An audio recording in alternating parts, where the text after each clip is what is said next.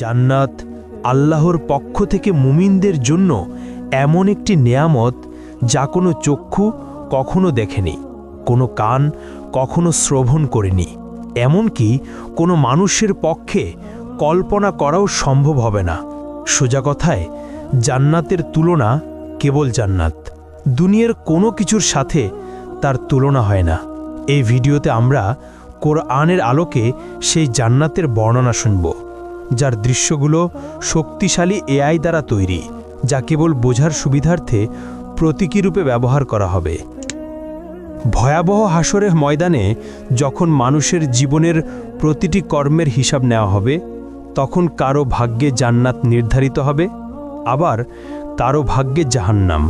এবার কল্পনা করুন, আল্লাহর রহমতে আপনি সেই সৌভাগ্যবান বান্দাদের একজন যাদের জান্নাত নসিব হয়েছে। আপনি দাঁড়িয়ে আছেন জান্নাতের দরজায়। চিরশান্তির সুন্দর জীবন কয়েক কদম দূরেই আপনার জন্য অপেক্ষা করছে, কিন্তু ভেতরে প্রবেশের আগে আপনাকে সম্পূর্ণভাবে পরিশুদ্ধ হতে হবে। আপনার শরীর থেকে দুনিয়ার সব অবশিষ্ট দূর করতে হবে। তখন আপনাকে বিশেষ এক নদীতে গোসল করানো হবে। সেই নদীর পানি আপনার সব দুর্বলতা ও ত্রুটি দূর করে ফেলবে। আপনার শরীরের সব লোম অদৃশ্য হয়ে যাবে, দাড়ি, গোঁফ, এমনকি শরীরের অন্যান্য পশমও উধাও হয়ে যাবে। ফলে আপনি হবেন ৩৩ বছরের টকবগে সুদর্শন মানুষ। কিন্তু এখনও আপনি পুরোপুরি প্রস্তুত নন, আরও কিছু ধাপ বাকি আছে। অতঃপর আপনার জন্য প্রস্তুত করা বিশেষ এক ঝর্ণা থেকে আপনি পানি পান করবেন। এতে আপনি হবেন সম্পূর্ণ পবিত্র, ভিতর থেকে এবং বাহির থেকে পুরোপুরি জান্নাতের জন্য প্রস্তুত।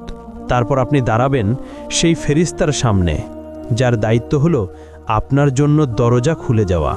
তার নাম হলো রিদওয়ান। যাই হোক, জান্নাতের দরজার কথা বলতে গেলে জান্নাতের মোট ৮টি দরজা রয়েছে। প্রতিটি দরজা দিয়ে মানুষ জান্নাতে প্রবেশ করবে ভিন্ন ভিন্ন আমলের ভিত্তিতে। আপনি কোন দরজাতে প্রবেশ করবেন তা নির্ভর করবে আপনার আমল ও এই দুনিয়ায় তুমি কেমন জীবন কাটালে তার উপর। জান্নাতের প্রতিটি দরজার আলাদা আলাদা নাম রয়েছে, তবে সবগুলোর উপরে একই বাক্য লেখা, লা ইলাহা ইল্লাল্লাহু মুহাম্মাদুর রাসূলুল্লাহ। যারা দুনিয়াতে নিয়মিত নামাজ আদায় করেছে তারা প্রবেশ করবে সালাত নামক দরজা দিয়ে। আর দ্বিতীয় দরজা রাইয়ান, যারা রোজা রেখেছে এই দরজা তাদের জন্য। তৃতীয় দরজা হলো সাদাকা দরজা, যারা সবসময় অল্প হলেও দান করেছে এই দরজা তাদের জন্য। চতুর্থ দরজা হলো জিহাদ দরজা, যারা আল্লাহর পথে সংগ্রাম করেছে তাদের জন্য এই দরজা। পঞ্চম দরজা হলো হজ দরজা, যারা মক্কায় গিয়ে হজ আদায় করেছে তাদের জন্য। ষষ্ঠ দরজা হলো কাজিমুল গাইজ দরজা, যারা সবচেয়ে কঠিন মুহূর্তেও নিজেদের রাগ নিয়ন্ত্রণ করেছে এই দরজা কেবল তাদের জন্য। সপ্তম দরজা হলো আমান দরজা, যারা হিসাব নিকাশ ছাড়াই জান্নাতে প্রবেশ করবে এই দরজা তাদের জন্য। আর অষ্টম দরজা হলো জিকির দরজা, যাদের হৃদয় সর্বদা আল্লাহকে স্মরণ করেছে এই দরজা তাদের জন্য। যখন জান্নাতীরা দাঁড়িয়ে থাকবে তাদের নিজ নিজ দরজার সামনে, তখন জান্নাতের দরজা খুলতে শুরু করবে। তখন আপনি অনুভব করবেন এক মৃদু উষ্ণ বাতাস আপনার মুখে লাগছে, এমন বাতাস আপনি কখনো অনুভব করেননি। তারপর সেই সুবাস এমন যে আপনার আত্মাকে ছুঁয়ে যায়, এত সুন্দর, এত অনন্য যে প্রায় আপনি মূর্ছা যাবেন। দুনিয়ার সবচেয়ে উৎকৃষ্ট সুগন্ধিও তার সাথে তুলনা করা যায় না।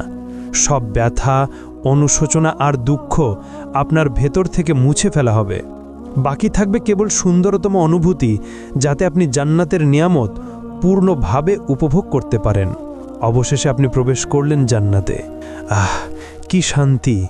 আপনার জন্য সেখানে আছে জীবন, যার কখনো শেষ হবে না। আপনার জন্য আছে স্বাস্থ্য, ফলে আর কখনো অসুস্থ হবেন না। আপনার জন্য আছে যৌবন, ফলে আর কখনো বুড়ো হবেন না। আপনার জন্য আছে সুখ, ফলে আর কখনো দুঃখ পাবেন না।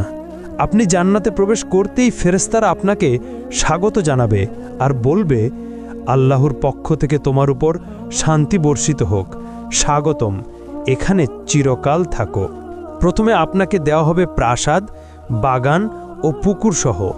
তারপর আপনার হৃদয় যা চায় তাই আপনাকে দেওয়া হবে।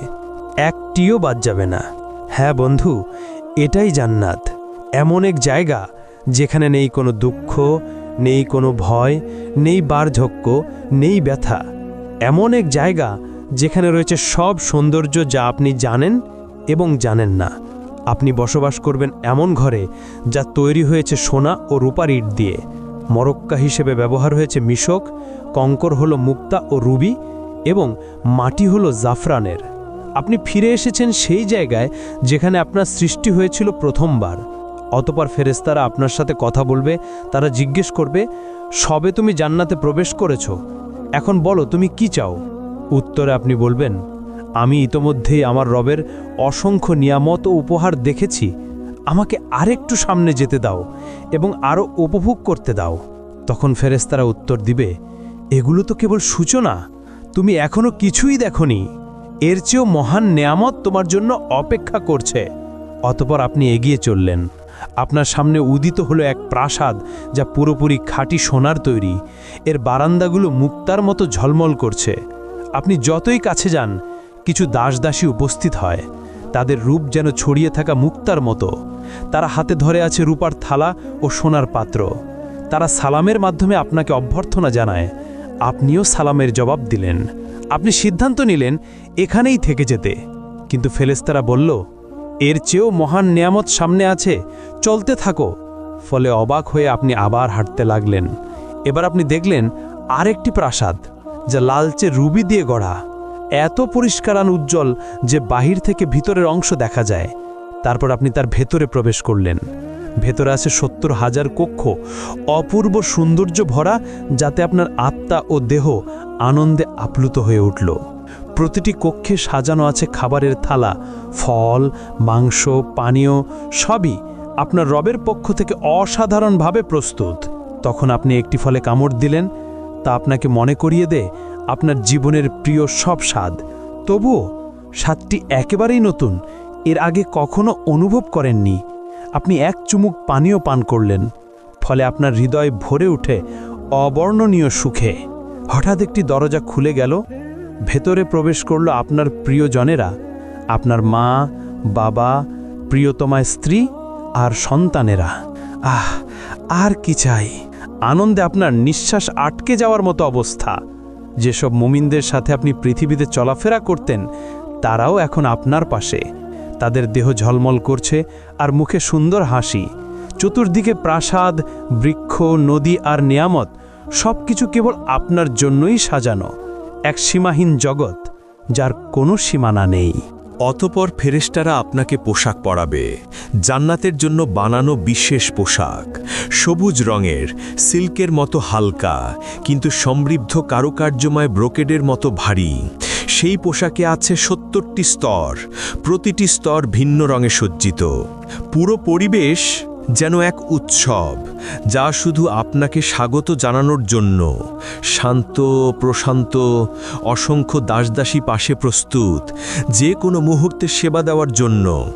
আপনি বিস্ময়ে ভাবলেন, এখন আমি কি করব, কোথায় যাব? তখন এক আয়োজন শুরু হলো। একটি মেষ আনা হলো এমন এক জায়গায় যা জান্নাতবাসী ও জাহান্নামবাসী উভয়ই দেখতে পায়। কিন্তু এই মেষ সাধারণ প্রাণী নয়, এর নাম মৃত্যু। এরপর যা ঘটে তা আপনার হৃদয়কে চিরস্থায়ী শান্তির আরও কাছাকাছি নিয়ে যায়। একটি ঘোষণা শোনা যায়, হে জান্নাতবাসীগণ, তোমরা জানো এটি কে? তখন জান্নাতবাসীরা মাথা তোলে এবং বলে, হ্যাঁ, এটি মৃত্যু। অতঃপর আবার ঘোষণা হয়, হে জাহান্নামবাসীগণ, তোমরা জানো এটি কে? তখন জাহান্নামবাসীরাও মাথা তোলে এবং বলে, হ্যাঁ, এটি মৃত্যু। এরপর একজন ফেরেশতা সেই মেষকে কোরবানি করল, ফলে মৃত্যুর মৃত্যু হলো এবং ঘোষণা দেওয়া হলো, হে জান্নাতবাসীগণ, তোমরা এখনো চিরকাল বাঁচবে, তোমাদের আর মৃত্যু নেই। হে জাহান্নামবাসীগণ, তোমরাও চিরকাল থাকবে, তোমাদের জন্যও আর মৃত্যু নেই। হ্যাঁ বন্ধু, এখন আর মৃত্যু নেই। আপনি আর কখনো অসুস্থ হবেন না। আপনি চিরকাল বাঁচবেন। আপনার আর মৃত্যু নেই। জান্নাতবাসীদের জন্য এটাই হলো চিরন্তন আনন্দ, শান্তি ও নিয়ামতের সময়। যদি আপনি এই জীবনে বিবাহিত হন এবং উভয়ই জান্নাতে প্রবেশ করেন, তাহলে আপনাদের বন্ধন আবার ফিরিয়ে দেওয়া হবে, কিন্তু এবার আর কখনো আলাদা হতে হবে না। যেই স্বামী বা স্ত্রী জান্নাতে উচ্চ মর্যাদা পাবে, অন্যজনকেও সেই স্তরে তুলে দেওয়া হবে। সেখানে থাকবে না কোনো ঝগড়া, না হৃদয় ভাঙা, না বিশ্বাসঘাতকতা। থাকবে শুধু খাঁটি ভালোবাসা, যা প্রতি মুহূর্তে আরও গভীর হবে। স্ত্রী ও স্বামী সময়ের সাথে আরও সুন্দর হয়ে উঠবে। একজন বাইরে থেকে ফিরে এলে অন্যজন তাকে দেখবে আগের চেয়েও সুন্দর রূপে, এবং উভয়ই একই কথা বলবে, তুমি আগের চেয়ে আরও সুন্দর লাগছো। নারীরা এতটাই সুন্দর হবে যে তারা দুনিয়ার সবচেয়ে অপূর্ব নারীদেরও ছাড়িয়ে যাবে তাদের স্বামীদের জন্য। কিন্তু যদি আপনি বিবাহিত না হন বা স্বামীর সাথে কখনো শান্তি না পান, তাহলে আল্লাহ আপনাকে দিবেন তার থেকেও উত্তম সঙ্গী, যিনি শুধু আপনার জন্য সৃষ্ট, এতটাই সুন্দর যা আপনি কখনো কল্পনাও করেননি। আপনি যখন তার চোখের দিকে তাকাবেন, আপনার হৃদয় মনে করবে এই মুহূর্তের জন্যেই সে সৃষ্ট। আপনি তার হাত ধরবেন এবং একসাথে হাঁটবেন চিরন্তন জীবনে স্বামী স্ত্রী হয়ে। জান্নাতে মানুষ উঠতে পারবে, অসীম উপত্যকা, বৃক্ষ ও পাহাড়ে হেঁটে বেড়াতে পারবে, অথবা মুহূর্তেই এক জায়গা থেকে আরেক জায়গায় টেলিপোর্ট করতে পারবে। মানুষ জান্নাতে চিন্তার গতিতে চলাফেরা করবে, যেমনটা বর্তমানে আত্মা করে। কারণ আত্মা যখন দেহের কারাগার থেকে মুক্ত হয়, সে তখন স্বাধীনভাবে চলে বেড়ায়, স্বপ্নের মতো। আপনি দুনিয়াতে চোখ বন্ধ করলে হয়তো লন্ডন দেখেন, পরের মুহূর্তেই টোকিও বা ইস্তানবুলে পৌঁছে যান, কিন্তু জান্নাতে এই স্বপ্নের মতো অভিজ্ঞতাই হবে বাস্তব। হ্যাঁ, জান্নাতবাসীরা পাখির মতো উড়বে। তারা বাগান, পাহাড় ও প্রাসাদ ভ্রমণ করবে, যা কোনো চোখ আগে দেখেনি। তারা বন্ধুদের সাথে মিলিত হবে, খাবে, দাবে, গভীর আলাপচারিতা উপভোগ করবে, যা দুনিয়ার আনন্দদায়ক আলাপের চেয়েও উত্তম হবে। তারা ভোজ আয়োজন করবে, নবীদের সাথে বসবে, সরাসরি সাহাবীদের কাছ থেকে তাদের কাহিনী শুনবে, আউলিয়ার সাথে সাক্ষাৎ করবে এবং উষ্ণ আনন্দঘন কথোপকথনে অংশ নেবে, যা দেবে অফুরন্ত আনন্দ। আর দুনিয়ার সবচেয়ে বড় সমস্যা একাকিত্ব চিরতরে শেষ হয়ে যাবে। সেখানে আর কেউ একা বোধ করবে না। দুনিয়ার অচেনা মানুষ, গরিব, অসুস্থ, বন্দী, সমাজের তাড়ানো মানুষরা সেদিন তারও ফিরে তাকাবে সব কষ্টের দিকে এবং বলবে, এই কষ্ট তো কিছুই ছিল না। আমার রব আমাকে এমন সৌন্দর্য, বন্ধু আর নেয়ামত দিয়েছেন নিজের সান্নিধ্য থেকে। যদি আমি এর চেয়েও ভয়াবহ কষ্ট ভুগতাম, তবুও আমি সন্তুষ্ট থাকতাম। জান্নাতবাসীরা জান্নাতে কি খাবে এবং কি পান করবে? যখন মানুষরা প্রথম জান্নাতে প্রবেশ করবে, তখন তাদের প্রথম খাবার হবে এক তিমির কলিজা। হাদিসের ভাষ্যমতে এটি সেই তিমির কলিজা যেই তিমি দুনিয়াতে হজরত ইউনুস আলাইহিস সালামকে গিলে নিয়েছিল। আসলে জান্নাতে কোনো খাবারের প্রয়োজন হবে না। সেখানে খাওয়া দাওয়া হবে কেবল আনন্দের জন্য। বিশেষ করে পাখির মাংস এবং ফলমূলের মধ্যে ডালিম, আঙুর, চেরি, কলা এবং খেজুর থাকবে। আর পানীয় হিসেবে থাকবে সোনার পেয়ালায় দুধ, মধু, বিশুদ্ধ পানি, কাফুর ও তাসনিম। জান্নাতবাসীরা এই নিয়ামতগুলো চিরকাল ভোগ করবে, কিন্তু কখনো ক্ষুধা বা তৃষ্ণা অনুভব করবে না। জান্নাতের মূলত 7টি স্তর রয়েছে। ইবনে আব্বাস রাদিয়াল্লাহু আনহু থেকে বর্ণিত একটি রেওয়ায়েতে আমরা এটাই জানতে পারি। প্রথম স্তর জান্নাতুল ফিরদাউস। এটি জান্নাতের সর্বোচ্চ স্তর, এটি জান্নাতের কেন্দ্রস্থলে অবস্থিত এবং সবচেয়ে মূল্যবান অংশ। এটি সরাসরি আল্লাহ আরশের নিচে। হাদিসের ভাষ্যমতে জান্নাতুল ফিরদাউসে 4টি বিভাগ রয়েছে। 2টি বিভাগে সব কিছু সোনার তৈরি, আর 2টি বিভাগে সব কিছু রূপার তৈরি। কে কে এই ফিরদাউসে প্রবেশ করবে?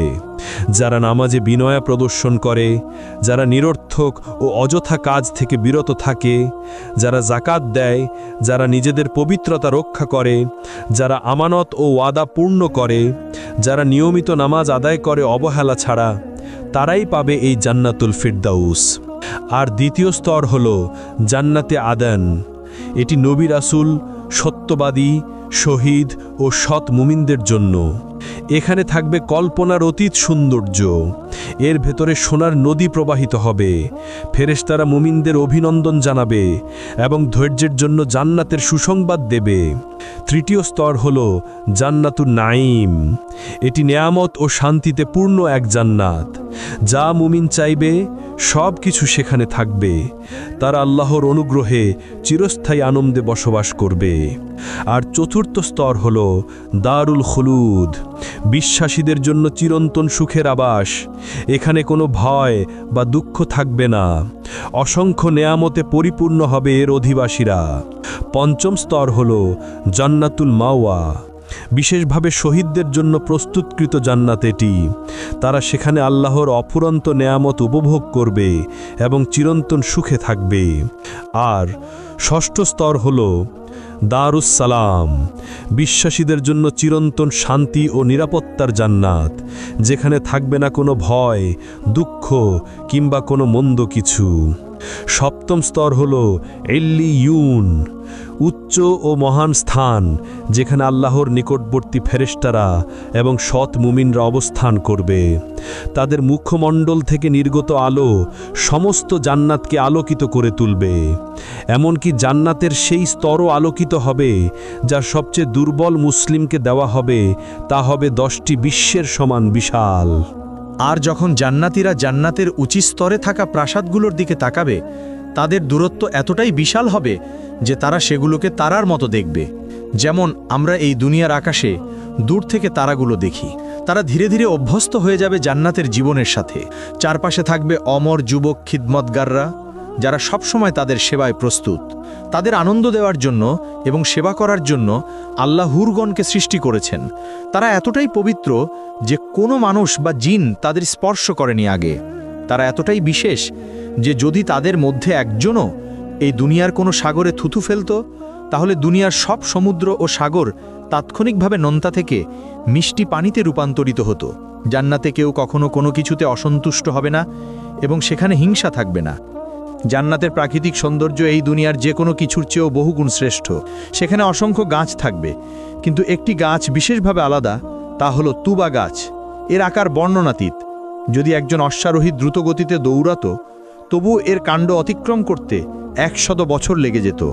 তুবা গাছ এতটাই বিশাল যে এর শাখা প্রশাখা জান্নাতের সব স্তরে পৌঁছায়, প্রতিটি ঘর পর্যন্ত ছড়িয়ে পড়ে, যাতে সবাই এর অনন্ত নেয়ামত ভোগ করতে পারে। জান্নাতের আরেকটি বিস্ময়কর বিষয় হলো কাউসার নদী। এটি আমাদের প্রিয় নবীকে বিশেষ উপহার হিসেবে দেয়া হয়েছে। এর পানি দুধের চেয়ে সাদা, মধুর চেয়ে মিষ্টি। এটি প্রবাহিত হয় আল্লাহর আরশের নিচ থেকে সিদরাতুল মুনতাহা হয়ে, তারপর জান্নাতুল ফিরদাউসের ভেতর দিয়ে অবশেষে জান্নাতের প্রতিটি স্তরে পৌঁছে যায়। এই নদীর ঘ্রাণ ও স্বাদ আমাদের আজকের কল্পনারও অতীত। কাউসার নদী ছাড়াও জান্নাতে থাকবে বিশুদ্ধ পানির নদী, যা কখনো নষ্ট হবে না। দুধের নদী, যার স্বাদ কখনো পরিবর্তিত হবে না। মদের নদী, যা পানকারীদের আনন্দ দেবে কিন্তু কোনো নেশা সৃষ্টি করবে না। এবং খাঁটি মধুর নদী। জান্নাতে এক কোমল বাতাস বইবে যখনই আমরা চাইব। যখন তা গাছের পাতার ভেতর দিয়ে বয়ে যাবে, সেই শব্দ হবে এত সুন্দর যে এই দুনিয়ার কোনো কিছুর সাথে তার তুলনা করা যাবে না। আরেক বিশেষ আনন্দ হবে সাপ্তাহিক বাজারে যাওয়া। সেখানে উত্তর দিক থেকে বাতাস বইবে আমাদের মুখমণ্ডল ও পোশাকে। এতে আমাদের সৌন্দর্য ও রূপ আরও বেড়ে যাবে এবং প্রতিবারই আমরা হব আগের চেয়ে অনেক বেশি সুন্দর ও আকর্ষণীয়। জান্নাতের সবচেয়ে সুন্দর দিকগুলোর একটি হলো আমরা দুনিয়ার জীবনকে স্মরণ করব এবং আমাদের প্রিয়জনদের সাথে সময় কাটাবো যারা জান্নাতের উপযুক্ত হয়েছে। আমরা একসাথে বসবো, আলাপ করব, একে অপরের জন্য যে দুনিয়ার অভাব বোধ ছিল তা মিটিয়ে নেব। কিন্তু এত সব বিস্ময়ের পরও এগুলো জান্নাতের কেবল অল্প অংশ। আসলেই কত চমৎকার শোনায় আর হৃদয়ে কত সুন্দর অনুভূত হয়। তবে এখন আসি সেই সর্বোত্তম বিষয়টিতে, যা জান্নাতকে সত্যি জান্নাত বানায়। এ পর্যন্ত যা বলা হলো, না প্রাসাদ, না নদী, না অফুরন্ত নেয়ামত, কোনোটিই এর সাথে তুলনীয় নয়। সবচেয়ে বড় উপহার হলো আল্লাহর মুখমণ্ডল দর্শন। জান্নাতে সেই দিনে, যা দুনিয়ার শুক্রবারের সমতুল্য, আল্লাহ জান্নাতবাসীদের নিজের উপস্থিতিতে স্বাগত জানাবেন। প্রিয় বন্ধু, জান্নাত সহজ কোনো পুরস্কার নয়। এটি প্রতিশ্রুত কেবল তাদের জন্য যারা আল্লাহ দিকে ফিরে আসে, হারাম থেকে বেঁচে থাকে, ইবাদতে অটল থাকে এবং সুন্দর চরিত্র নিয়ে জীবনযাপন করে। তাই আসুন আমরা মুমিনরা শক্তিশালী হই এবং আমরা একে অন্যের জন্য দোয়া করি। আসুন আমরা সবাই নিজেদের জন্য এবং সব মুসলমানের জন্য দোয়া করি। আল্লাহ আমাদের ক্ষমা করুন, আমাদের প্রিয়জনদের সাথে জান্নাতে মিলিয়ে দিন আর আমাদের সবাইকে সর্বোচ্চ স্থান আল ফিরদাউস দান করুন।